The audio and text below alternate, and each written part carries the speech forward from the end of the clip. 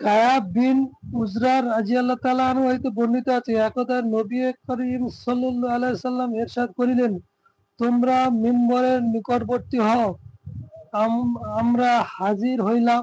অতঃপর হুজুর সাল্লাল্লাহু আলাইহি সাল্লাম যখন মিম্বরের প্রথম সিঁড়িতে পা মোবারক রাখিলেন, বলিলেন আমিন, অর্থাৎ আল্লাহ তুমি কবুল করো। আবার যখন দ্বিতীয় সিঁড়িতে উঠিলেন, বলিলেন আমিন। পুনরায় তৃতীয় সিঁড়িতে উঠিলেন, বলিলেন আমিন।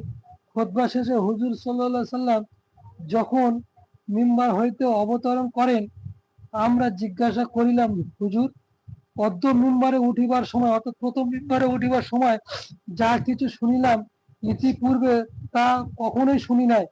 হুজুর সাল্লাল্লাহু আলাইহি সাল্লাম ইরশাদ করিলেন, এইমাত্র হযরত জিবরাইল আলাইহিস সালাম আসিয়া বলিলেন, হও ধ্বংস হোক ওই ব্যক্তি যে রমজান পাইল অথচ তাহার গুনাহ মাফ হইল না।